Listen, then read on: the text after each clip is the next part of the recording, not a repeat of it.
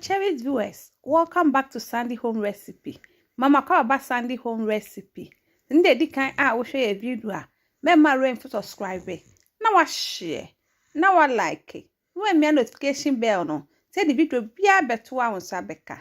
To my returning subscribers, thank you so much for your support. May the good Lord bless you all. Anyway, so as a Ghana dry fish light soup. All ingredients are written in the description box below. Oko description box na ingredients ni na yede ewo ho. Enkwan we enkwan bia eyede pan. Yes, start. Wo the carrot, onion, pepper ebegu sauce pan mu. Wo the nso eden egu mu. Wakata so na dia kosi gya so anoa.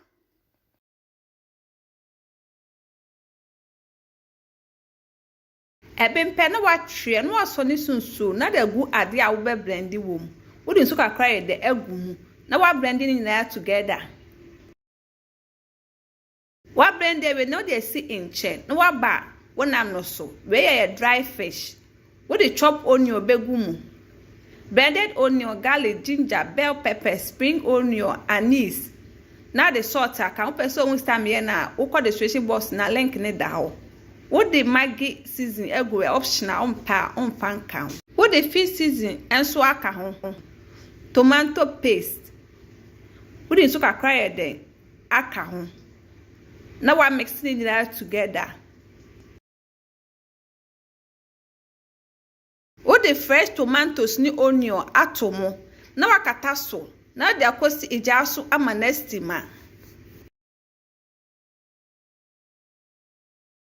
Muka krewia na wayinam ne bia de estin chen de wo hwe betete no enkwan ne babia na de agum uwe na wo de carrot mixture na wo blend si wo na agumu na wo di ensuo de agumu ensuo ni jiwa enkwan dodro a wo ye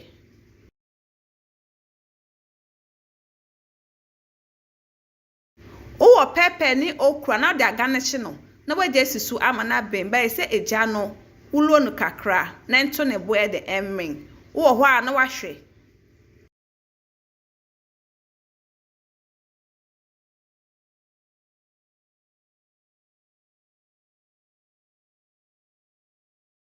wo hwe ne je ne toast na de tom na aben a na waye free mu no akọ blend wo hwe no be hwe de agumu.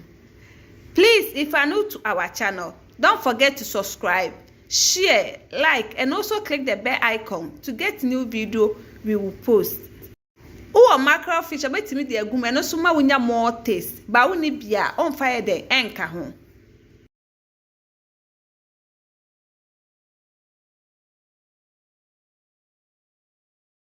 So we na salt ni swa na di kakra ye den aka ho.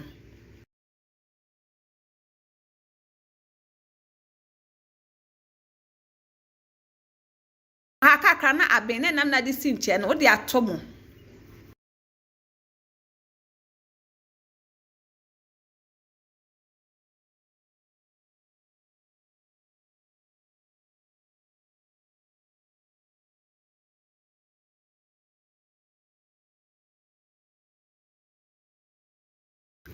Aben na watwe na wa serve wunya ofufu a obetimi eden e de aka ho edi yapma chose nde di kan a wo hwe video a memma rem to subscribe na wa share na wa like no me notification bell no say the video bia beto wa won sabeka Ghana dry fish light soup yenkwan bia eye de pa. Now this is our dry fish light soup. Please like this video and subscribe to our channel. Thank you so much for watching.